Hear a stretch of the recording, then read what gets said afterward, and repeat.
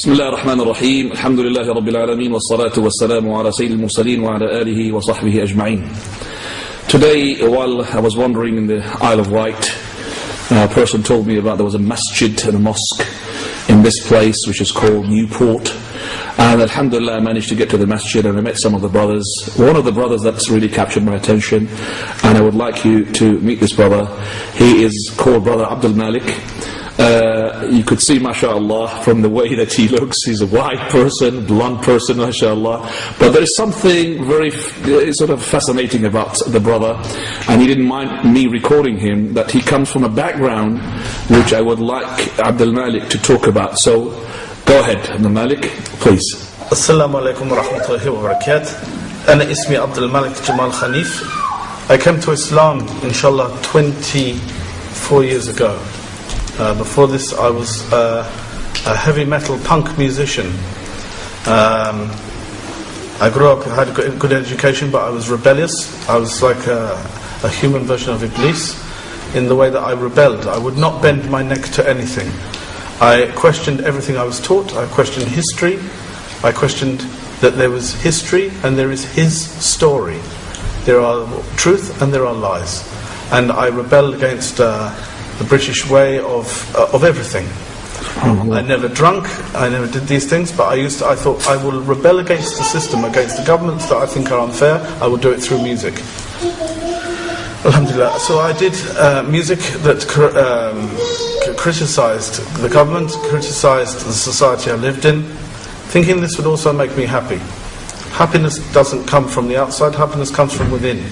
And now know happiness as water, as life itself comes from Allah subhanahu wa ta'ala. At the time I thought I could make myself happy through the music.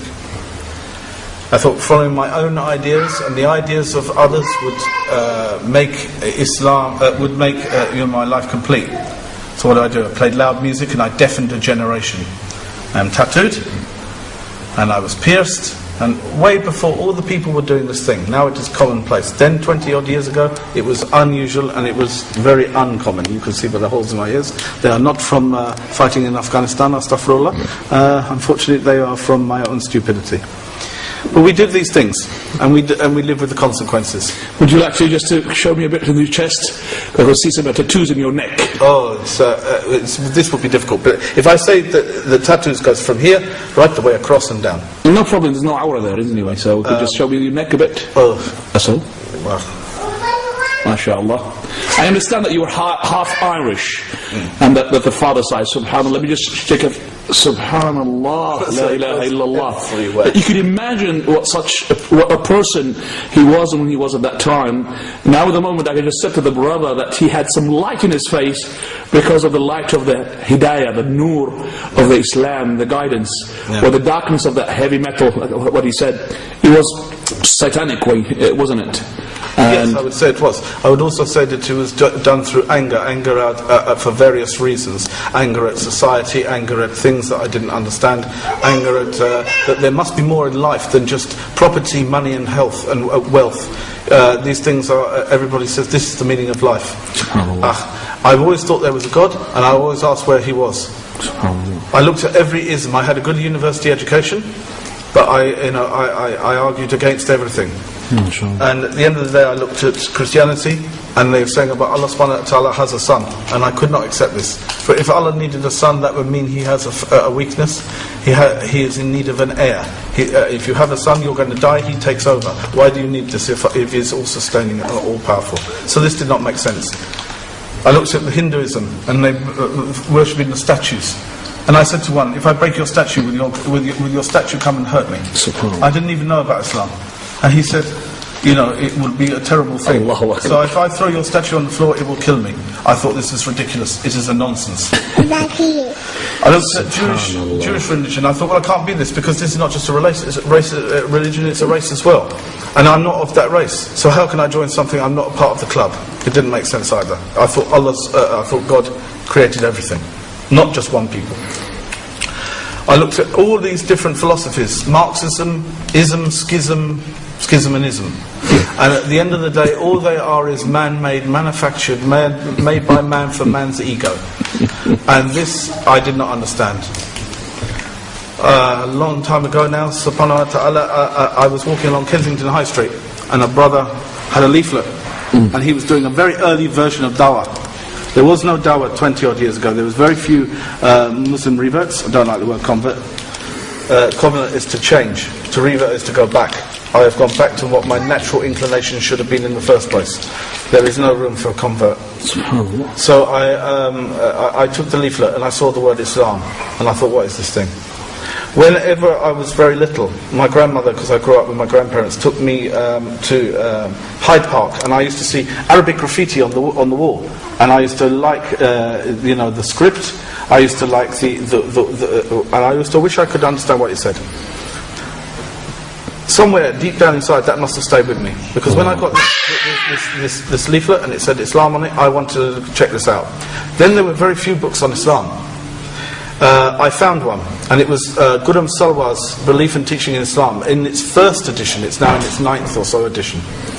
It was very primitively, a primitive edition then. And I read it, and alhamdulillah, I saw this script again, and I thought, so it's this religion that has this script, the script that spoke to me from a young child. That I thought, what is this thing? I was good at art, and I thought the script was beautiful, and of all scripts, it is the most beautiful in the world. And I looked at this thing, and I read, and then I read one thing. Bismillahirrahmanirrahim. قل هو الله أحد الله الصمد لم يلد ولم يولد ولم يكن له كفوا أحد. They weren't expecting that, mashallah, from you. The way you sound, mashallah. MashaAllah, tabarakallah, tabarakallah. This changed my life. Yeah, subhanallah. And you know the meaning of it, mashallah. To say that Allah is one. Yes. To say that anything that has a creator is a creation has to have a creator. You don't have multiple creators for something. If you have an architect, you have multiple architects. They all have infighting. They all fall apart. Excellent. You have to have unity, ikhlas. That's right. To say Allah is one, the absolute, He has to be absolute. If there's not absolution, if there's not completeness, then He is partial. If He is partial, He is not the Lord of all. So He cannot be the Lord Creator. He begets none. Of course, we are His creation, separate from Him, intact as a creation, but separate in our creation. He doesn't need a son, He doesn't need daughters, wives, or all the clutter that we have on earth. And nor is He begotten. How can He be made of people or of something else? If something created Him, that must be more powerful, therefore that must be Allah. So that had an impact on you. And like unto Him, there is nothing. This is what had the impact. Right. Because to say, unlike unto Him, in the whole universe, nothing, in the whole of everything, we can only see as far as our galaxy. With the Hubble telescope, we can see Crab Nebula or whatever. This is as far as we can go. Now beyond that, how many universes are there? And beyond that, how many universes are there? And the 7 heavens, etc., etc. If there is nothing within the light years and thousands of millions of light years, there is nothing equal to Him, and there is nothing like Him, then He is Lord of all. And if He is Lord of all, then what am I doing standing on my feet? I must be on my face. Because He put me here, therefore should be gratitude. How did you embrace the show? Am I going to just cut it short because of that? 10 minutes going to finish? Very quickly. How did you when you took the shahada, did you go to a masjid or? There was nobody around to ask. I didn't want to ask a lot of the brothers in the street because there was people walking around. Then there was no conference, there was no literature of Islam, there was no little dawah tables out with the take a leaflet brother, there was nothing. So I thought, you're complaining about this, aren't you? At the moment you're saying you should have had that. I should have had that. Yes. It shouldn't have been partialised to a community. You That's should not ghettoise Islam. That's right. You can't put a box around Allah.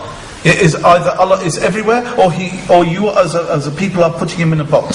Allah with His knowledge is everywhere. No. Yeah, not with Himself. Himself is with His knowledge, with His ilm and with His hikmah. Excellent.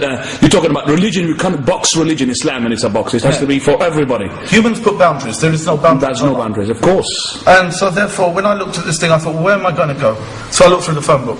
Yes, in those days there were phone books. There was not 1-to-1 or 1-1800. So I looked through there and I saw London Central Mosque. Right, Regent's Park.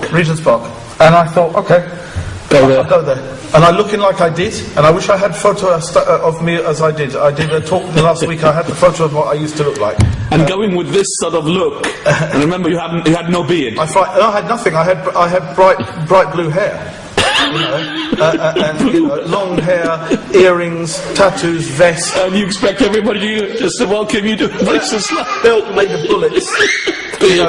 So what happened when they saw you? I went in there, I took the bullet belt off because I thought it might be a bit disquieting, and I tried to tie my hair back as best as possible. And I said that I want to make shahada. And they said they were surprised. They couldn't believe it. They were baffled. And he just looked at me as if I was going to hurt him. I said, "Can you bring me somebody who can speak English?" So he brought me Abdullah from who's the secretary of the London Mosque then. The one from Saudi Arabia, isn't he? No, he's from Musab. Oh, right, in Musab. And he said, what do you understand about Islam? So I told him all that I've read, and I'm an avid reader. So I read, and I read. So he was surprised. He was surprised then, and. He said, "Okay, I think you understand, but you can't look like you do." I said, "I don't want to look like I do. It's just that's all I have at the moment. I can change that, but I need to change my heart first." That's right, very good. And you took it from there? I took my shahada. And when was that? The day, please, if you remember the date, year? 1986, February the 4th. Abdul Malik, I have to really at the moment just to sort of stop you here and say to you, Jazakallah khairan for this commentary and this sort of short biography of your life. I would have liked it to be a bit longer, but remember that we have to go at the moment. I've got a family. I'm in the Isle of Wight today, and I'm really very happy to meet the brothers here, especially yourself. And definitely, inshallah, maybe we'll have a go at, we'll see each other tonight as well. Maybe As one final thing, go on. This is quite an interesting little twist. Cat Stevens, who also became Muslim at that time, I ended up teaching with him at Regent's Park. He taught the adults, I taught the children. When I learnt to write Arabic, I was teaching the Arabic to the small children. So how things come around, Allah has a wonderful plan, inshallah.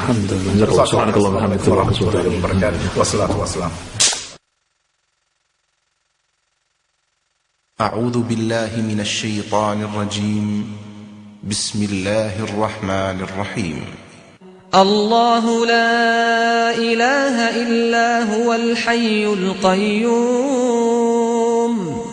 لا تأخذه سنة ولا نوم له ما في السماوات وما في الأرض من ذا الذي يشفع عنده إلا بإذنه يعلم ما بين أيديهم وما خلفهم ولا يحيطون بشيء من علمه إلا بما شاء وسع كرسيه السماوات والأرض ولا يؤوده حفظهما وهو العلي العظيم.